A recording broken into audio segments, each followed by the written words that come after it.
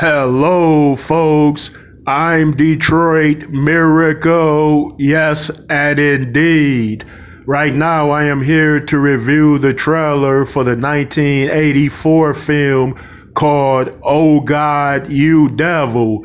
This was the third Oh God movie starring George Burns as God, but in this particular movie, he stars as both God and the devil. The movie evolves around a rock star that sold his soul for fame.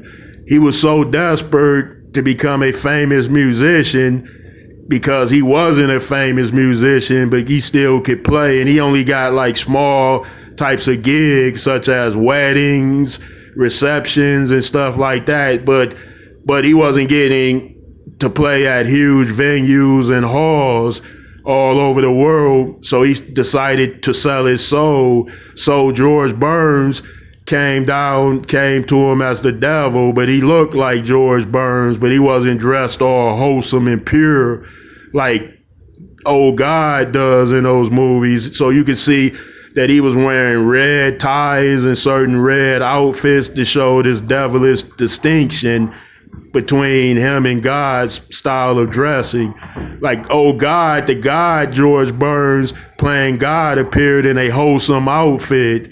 But when the devil appeared, played by George Burns, he was wearing a distinguishable outfit or piece of clothing that showed that he wasn't all goody two shoes and wholesome looking.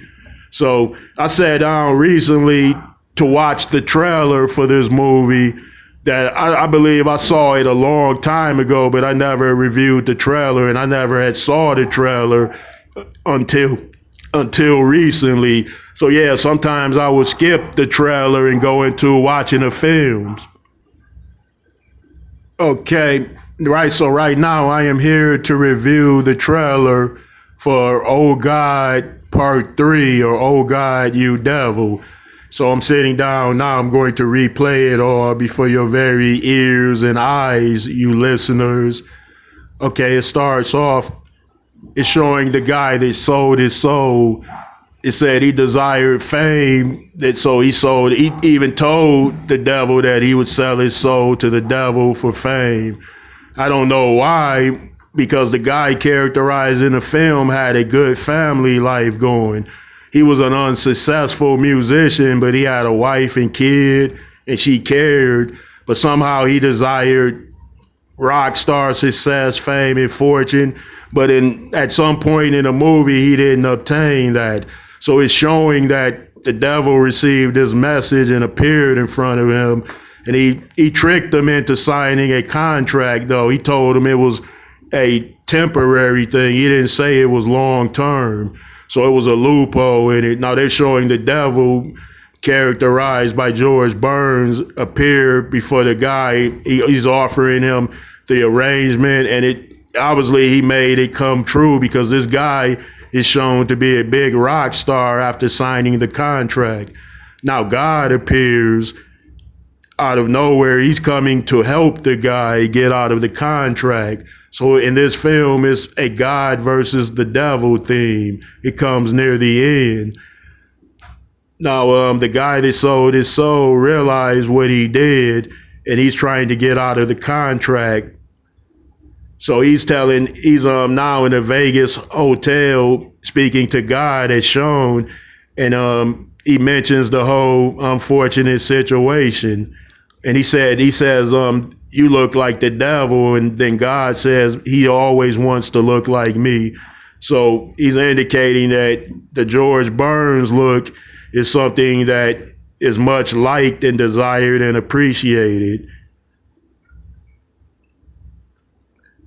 Okay, some guy is shown vanishing that signed the previous deal to become a rock star. He's now shown disappearing because his contract is up. I believe the contract was for 7 years. It's not for 30.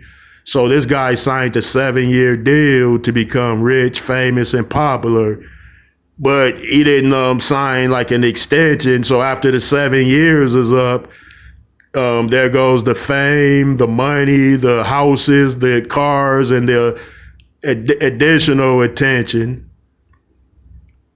Okay, now God and the devil are shown playing cards to say they're fighting for the soul of that guy that sold his soul.